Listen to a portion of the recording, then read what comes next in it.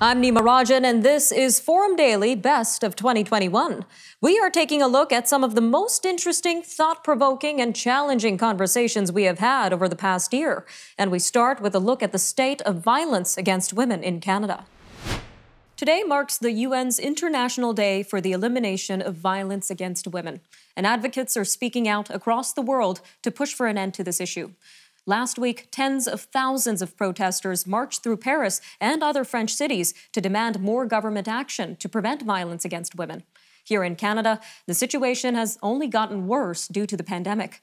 In 2020 alone, 160 females were violently murdered, according to a report by the Canadian Femicide Observatory for Justice and Accountability at the University of Guelph. That's equal to one woman or girl killed every 2.4 days in Canada. And the number is an increase from 2019, when 146 women and girls were killed, according to the Call It Femicide report. Well, joining us now to give us a better understanding of the situation in Canada currently is Miss Erin Whitmore, the Executive Director of the Ending Violence Association of Canada. Ma'am, welcome to Forum Daily. Thank you for having me. Now, we mentioned some stats from 2020, but what are the latest figures when it comes to violence against women in Canada? Well, gender-based violence continues to be a significant problem in Canada. Worldwide, we know that 1 in 3 women and girls will experience physical or sexual violence in their lifetime. And those numbers are reflective of the situation in Canada. You're right that since the start of the pandemic, we have seen an increase in the rates of violence against women, including femicide, as you've just mentioned. And as I understand from the work that's being done at the Canadian Femicide Observatory, in the first 6 months of 2021, 92 women have been killed in Canada. And those numbers are an increase from the same time period in 2019 and 2020. We've also seen increases in domestic violence and sexual violence. And so it's really important when we're talking about these statistics to really think about what are the social conditions that are creating this increase in violence. And certainly the pandemic and the inequalities that the pandemic has created and exposed is something we really need to look at. Some very saddening numbers there, ma'am. Now, violence can come in many forms. There's physical abuse, psychological abuse, and sometimes it's hard for someone to recognize that they're being abused by a loved one. So how can someone recognize these patterns of abusive behavior? Yeah, you're right that there is many different forms of violence. And if someone is feeling unsafe, if they're feeling like they're maybe being manipulated or controlled, if they feel like they're being forced to do something that they don't want to do, all of these can be signs that there may be violence or abuse taking place. It sometimes can be easier to recognize violence when it's physical or sexual. These are often the types of violence that we hear a lot more about. But certainly there is violence that can be psychological, economic.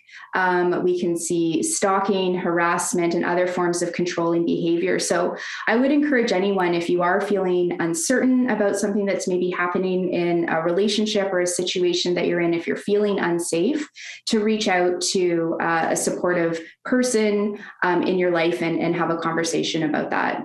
And speaking about support systems, what is the current state of support for victims of abuse in Canada? Sure. So there are a number of different types of supports available. There are domestic violence shelters and transition houses. There are community-based sexual assault centers for those who have experienced sexual violence. There's often resources in community-based health centers and hospitals. There's lots of interesting and supportive peer support and survivor-led initiatives that are also happening.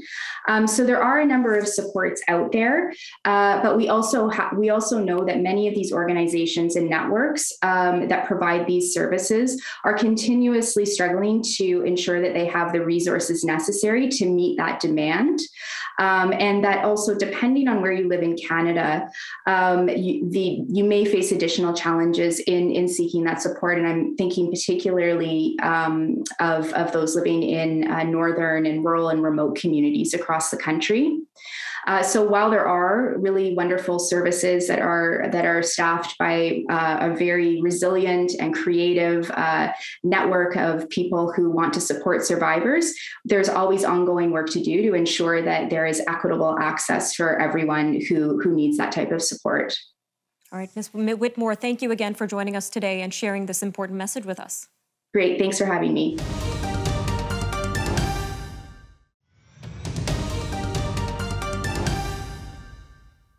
Seven senators have announced the launch of the African Canadian Senate Group. Its aim is to ensure Black voices are heard in the upper chamber. The multi-group coalition is made up of members of both the Independent Senators Group and the Progressive Senate Group.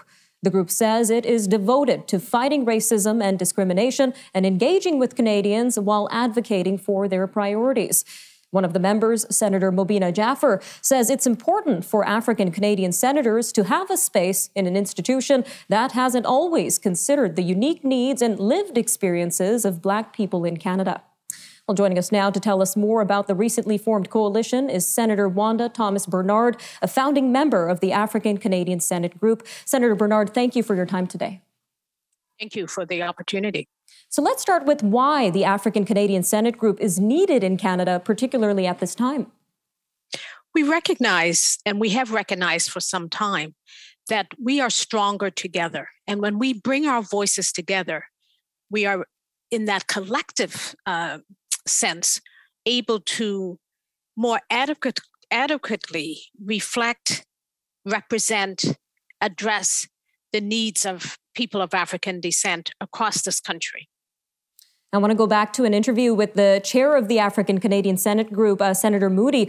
She mentioned that the voices, contributions, and priorities of African Canadians have largely been ignored by our democratic institutions. So that's a really big quote there, ma'am. Can you tell us a little bit more about what she meant by this? The reality is we've always been underrepresented. People of African descent are underrepresented in most of our institutions in this country, and our democratic institutions are no different. And so, again, by coming together, we are able to bring forth a strong coalition of our voices that will ensure that our needs, our interests, our issues, our concerns become forethoughts, become active and high on the agenda, and not afterthoughts. We've been afterthoughts for far too long. And many before us have fought for this full integration of our voices.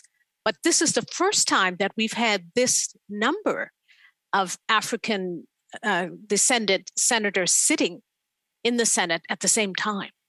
So working together, it's a wonderful opportunity. And we hope that it's a model that we can model for the rest of the country in terms of what collective work and responsibility really looks like in this space. So how is the African Canadian Senate Group going to address these issues to ensure that the voices of all Black Canadians are heard? One of the things that we will do in a more rigorous way is actually to do consultations with people of the African Canadian community from one end of the country to another. So engaging with people, inviting input from African Canadians from all provinces and the territories so that we are addressing their concerns and issues as they happen. So that's one of the things that we will do. One of the other things that we intend to do is actually to bring more voices into the Senate. So as witnesses, for example, on committees, when committees are doing a study of bills or study of particular issues, we want to make sure that those witness lists include experts in different fields of practice of people of African descent, and again, representing our geographic diversity as well. All right, Senator Go ahead. One of the other things that we will do is when we raise questions and issues during question period or on debates, when we're addressing bills and discussing many of these issues, we want to make sure that we raise issues that are of significance to people of African descent, that we address issues of anti-Black racism when we see them, when we hear them. When we're addressing bills, we want to make sure that they're inclusive, that our voices are always included. All right, Senator Bernard, just about 45 seconds left here, but what are some of the top concerns among the Black Canadian population right now?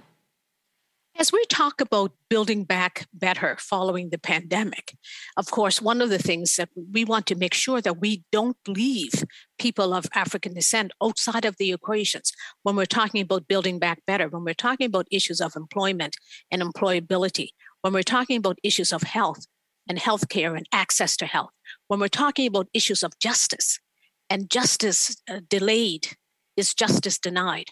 So we want to make sure that in all of these ways that we're rebuilding from the pandemic, that we want to make sure that the needs of African people are central to those discussions as we go forward.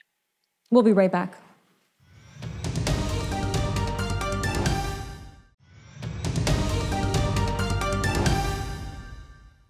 Nova Scotia's new progressive conservative government outlined a list of ways it plans to fix the ailing healthcare system in its first throne speech yesterday, and mental health was on the docket. The government says it will grant all Nova Scotians access to mental health services as part of what it says will be the most progressive mental health support system in Canada. Meanwhile, the issue of mental health in Canada has been a hot topic among political leaders, especially following World Mental Health Day on Sunday. But it's not only our political leaders that are concerned about mental health and addressing it within Canada. According to new research by Ipsos, 2/3 of Canadians believe we are in a mental health pandemic.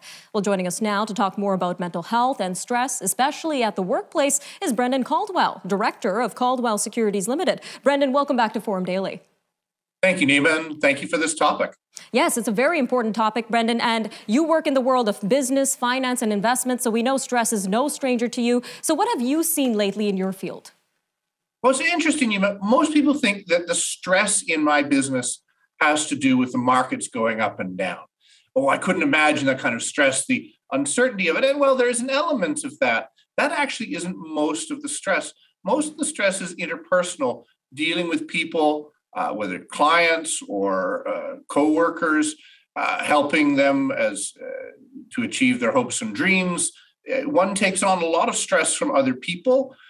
So it's not the stress like a black swan is not what people think it is. It is a random event or seemingly random event that isn't obvious, isn't what someone from the outside looking in might expect it to be. That is a very interesting perspective, Brendan. What would you say are the consequences at the workplace or even in the world of investment if mental health issues are not addressed within it? Well, mental health, I would say, is an inside job. Mental health is an inside job. And the important point is for me at least, is to developing a vocabulary around it, a way to be able to say to oneself and to the world around, hey, I'm not okay. Because even now, with all of the focus that's gone on mental health, there is a stigma around that, and it can take many forms. I think it's got particularly bad, if there's, for want of a better term, during COVID, as many people have talked about, because we've been so focused on work. There hasn't been appropriate boundaries between work and home, the usual shut-off valves that have allowed people to escape from the stresses they have at work or the stresses they have at home. The boundaries have been blurred and those escape valves are not functioning. Now, that's a really good point there, Brendan. Too many people suffer in silence, especially when it comes to the workplace. What is your advice when it comes to addressing this issue? Well, I think there's a few things. There are some basic things that I think we each need to do for ourselves. And it is, the term they've come up with is self-care. But what it used to mean is getting a decent night's sleep and eating properly and doing the basic things that we need to do to look after ourselves. Again, being at home for a year and a half, I think a lot of us have had a harder time now reacclimatizing with that. I think also being honest with oneself as to how one's actually feeling. As people who've been at the office, as I have for 18 months, see a whole bunch of people coming back that weren't there before, or if you've been at home and now you're going back into the office environment, both situations can be stressful, and we may react rather than saying, what is it about this situation that I'm stressing about? I'm just using the return from COVID as an example. What is it about this situation that I'm actually stressing about? And expressing that to oneself and to another human being that one trusts. I think that's really important. And something that can lead to stress is the feeling of being overwhelmed, especially at the workplace, Brendan. So how can individuals deal with this feeling of being overwhelmed?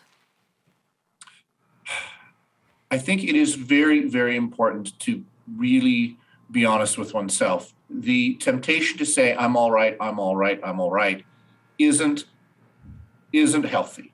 I have a very dear friend who's just in the last couple of days had a heart attack, and he always would internalize the stress and say, I'm okay, I'm okay, I'm okay. It's not his fault he had a heart attack. It's just the stress around what we're dealing with through this last year and a half, and now this transition, this inflection point. I think one needs to be super, super aware of how you're actually feeling. And I think you'll find that people around you are going to be very understanding. I've encouraged and tried to help people cut each other some slack, because I think everybody's taken this COVID period with a degree of stress that we haven't really articulated to ourselves. And I think we need to begin to take stock of that to be healthier going forward, inside and out. Some very important points there, Brendan. Thank you again for joining us today. Thank you, Nima, very much. Be well.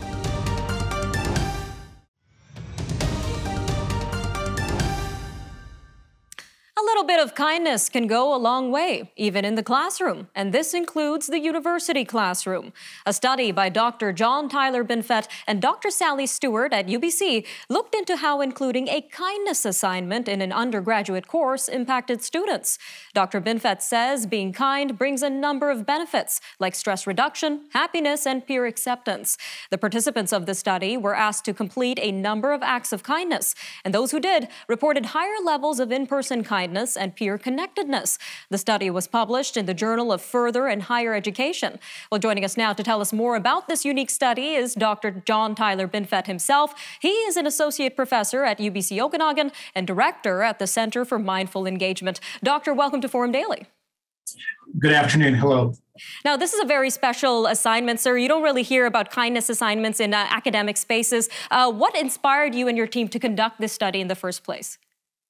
Well, I had studied from kindergarten all the way up through high school to really sort of uncover and discover how students are kind. And so this was a area that was under-researched. Nobody had really asked university students what they thought about kindness and how they enacted kindness. So this was kind of extending our understanding of kindness across the spectrum. And how was this study conducted? Can you tell us about the specific kindness assignment you administered? Sure. It's a sort of a standard format. You can either ask participants to go backwards and recall kind acts they've done, but we did one looking forward, and we had students plan a series of kind acts, and then they had to deliver them over the course of 1 week. And so that was sort of the structure and methodology. And what's really unique about this study, it was embedded in a course. So it wasn't a study run in a laboratory outside where students had to sign up. It was just incorporated within regular expectations within a course. And that was kind of an innovative component to this.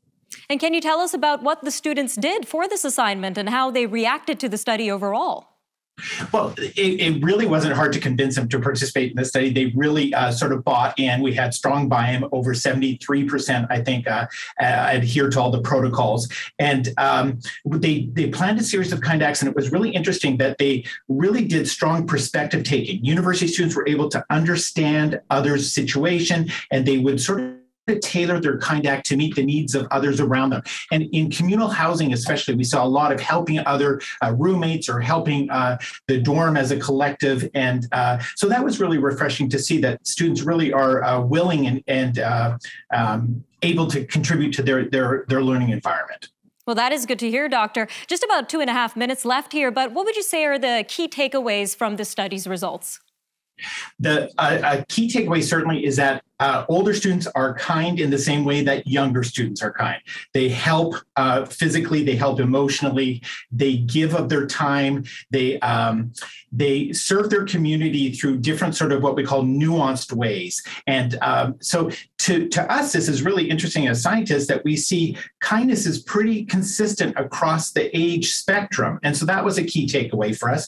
The other one was that professors or educators in post-secondary can help ensure students' mental health and well-being by integrating these little initiatives around kindness within their coursework where it's appropriate. It's not going to fit for all course content, but if there's opportunities and educators who are listening can think and be challenged by, could they incorporate a kindness assignment within or nest it within the expectations for their course?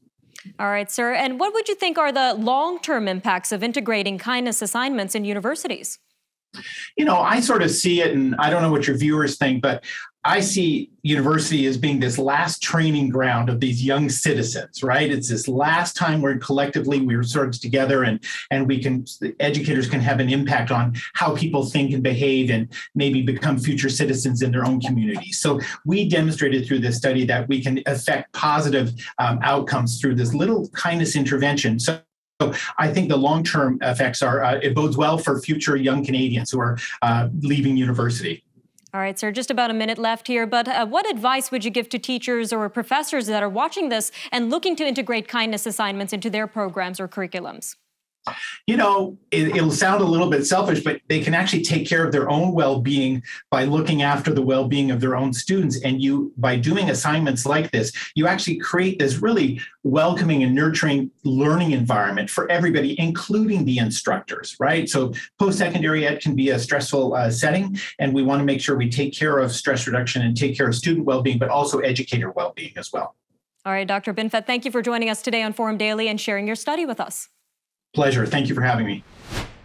All right, I'm Nima Rajan, and this was Forum Daily Best of 2021. Thanks for joining us as we took a look back at some of the most interesting, thought-provoking, and challenging conversations we've had on Forum Daily over the past year. We'll see you later. Take care, Canada.